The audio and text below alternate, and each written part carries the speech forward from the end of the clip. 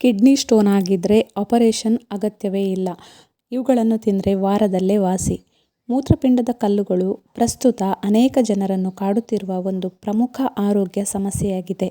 ಕಡಿಮೆ ನೀರು ಕುಡಿಯುವುದು, ಹೆಚ್ಚು ಉಪ್ಪು ಸೇವಿಸುವುದು ಮತ್ತು ಅನಿಯಮಿತ ಆಹಾರ ಪದ್ಧತಿಗಳು ಇದಕ್ಕೆ ಪ್ರಮುಖ ಕಾರಣಗಳಾಗಿವೆ.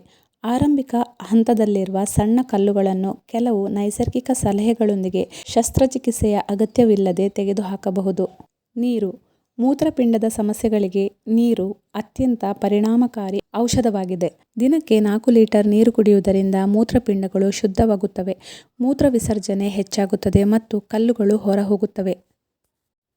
ನಿಂಬೆ ರಸ.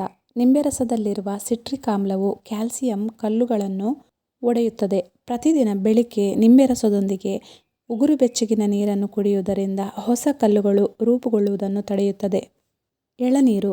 ಇದು ನೈಸರ್ಗಿಕ ಕ್ಲೆನ್ಸರ್ ಆಗಿ ಕಾರ್ಯನಿರ್ವಹಿಸುತ್ತದೆ. ಇದು ದೇಹದಲ್ಲಿನ ಶಾಖವನ್ನು ಕಡಿಮೆ ಮಾಡಲು ಮತ್ತು ಮೂತ್ರದ ಮೂಲಕ ಕಲ್ಲುಗಳನ್ನು ಹೊರಹಾಕಲು ಸಹಾಯ ಮಾಡುತ್ತದೆ. ಬಾಳೆದಿಂಡು. ಬಾಳೆದಿಂಡಿನ ನೀರನ್ನು ಸೇವಿಸುವುದರಿಂದ ಮೂತ್ರಪಿಂಡದ ಕಲ್ಲುಗಳು ಹೊರಹೋಗುತ್ತವೆ. ಮುನ್ನೆಚ್ಚರಿಕೆಗಳು. ಮೂತ್ರಪಿಂಡದ ಕಲ್ಲುಗಳಿರುವ ಜನರು ತಮ್ಮ ಆಹಾರದಲ್ಲಿ ಕೆಲವು ಬದಲಾವಣೆಗಳನ್ನು ಮಾಡಿಕೊಳ್ಳಬೇಕು. ಟೊಮೆಟೊ ಬೀಜಗಳು ಮತ್ತು ಬದನೆಕಾಯಿಯಂತಹ ತರಕಾರಿಗಳನ್ನು ತಪ್ಪಿಸಬೇಕು. ಉಪ್ಪಿನ ಸೇವನೆಯನ್ನು ಕನಿಷ್ಠಕ್ಕೆ ಇಳಿಸಬೇಕು. ತಂಪು ಪಾನೀಯಗಳು ಮತ್ತು ಸೋಡಾಗಳನ್ನು ತಪ್ಪಿಸಬೇಕು.